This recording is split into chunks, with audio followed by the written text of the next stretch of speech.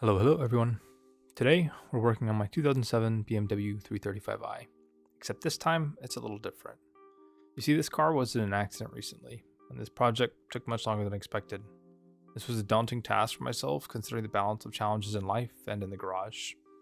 I was prepared for this, I just didn't know it yet. The initial assessment of damage to the rear end was pretty extensive. In this video, we're removing all control arms on the rear of the car. Brake lines are damaged as well, and we'll highlight the rest of the issues that have yet to show itself as we disassemble the rear end. With that said, I just want to remind everyone that you shouldn't let times like these bring you down. As difficult as any challenge might be, remember that someone, somewhere, had to do it before you, and was probably lost in an uncharted experience. Remind yourself that a journey of 1,000 miles starts with one step, that the journey will only make you stronger and prepare you for the inevitable difficulties in the future. Let the challenge make you grow in your experience and become a better person tomorrow. Anyways, I hope someone out there needed that as much as I did through this project. Through this video and the ones that follow this project, I'm going to try to track the costs related to this repair, so keep an eye out at the end of this video for a breakdown of the costs. As you've seen so far, the driver's side wheels were irreparably wrecked. The damage to the rest of the car starts to unfold itself as we take apart the rear end, but you can see some of the damage in these clips. All control arms took some form of beating, but at first glance, that appears to have saved damage to the rest of the car. The fluid you saw on the wheels is brake fluid that's leaking from the driver's side rear end. On the plus side of all this, I'll be able to make a few modifications that I've been looking forward to on the E90. We'll be removing the wheels, and I'll attempt to show you the damage to the suspension where possible through the wheel well. You'll see pretty early on that even removing the wheels were a challenge to some degree. I torqued these bolts to about 90 foot-pounds, and the last bolt did not want to budge with the impact. Luckily, the front wheel slips right off after the removal of the lug bolts. So far, at first glance, we can assume the following need to be replaced. All rear control arms, rear brake lines, driver's side wheels, and potentially the side skirt if anything's broken there. Looking through the front driver wheel well, there's no obvious damage, which is promising. Control arms appear to be intact and not broken or bent. Tie rod doesn't show any blatant issues, sway bar looks good, and no cables or lines are broken on the front. But, comparing that to the rear wheel and the rest of the damage that we've seen so far to the rear, there's no question that the damage looks worse on the rear. For anyone wondering, I did end up pulling all of the wheels off to review any potential damage to the four corners of the car. Most of the damage impacted the driver's side and the rear end. The lug bolts on the rear were removed rather easily, but as soon as I go to remove the wheel, it becomes evident that the rear is in much worse shape.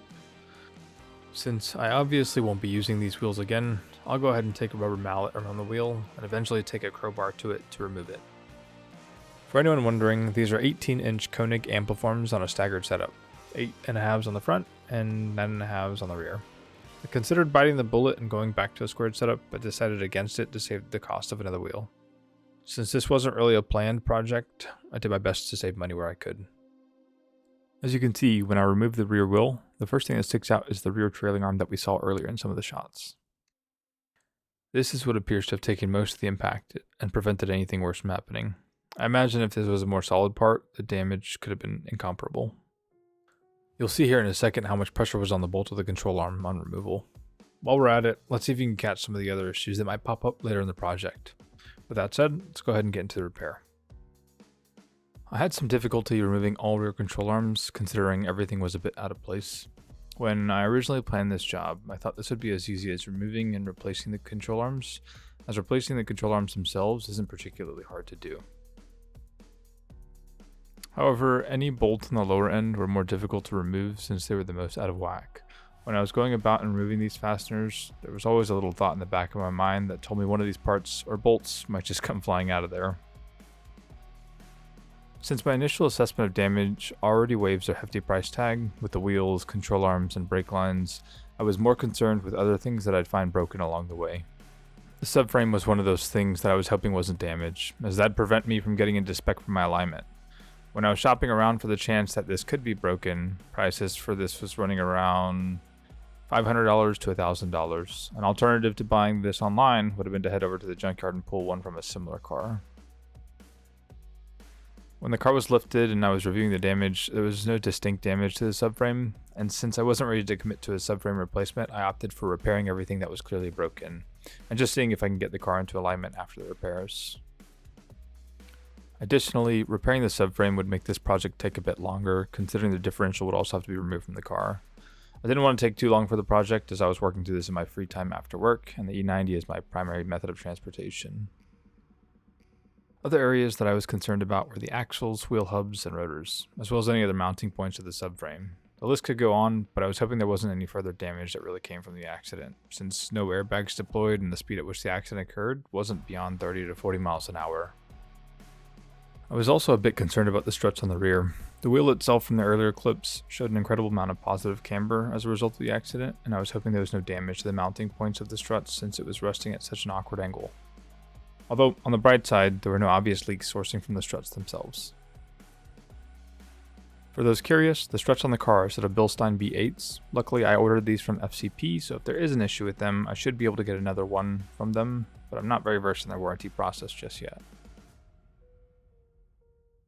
The breakdown of costs so far in consideration of the control arms, wheels, and brake lines tally up to about $1,300.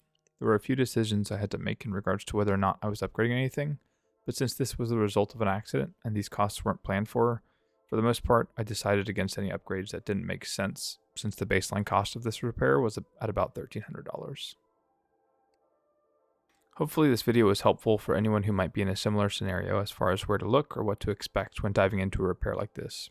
I went in completely blind to what potential issues might pop up, and while we remove the control arms in this video, this series isn't over just yet. There's still a number of things that I'll be challenged with, and I hope to share those challenges with anyone watching in the videos to follow. Stick around till the end, as you'll see a comparison of the old set of control arms and trailing arm next to the new pair to see how bad the damage was. But otherwise, thanks for watching. If you're looking forward to the next one, don't forget to like, subscribe, and hit the bell icon for notification of when the next video on this project pops up.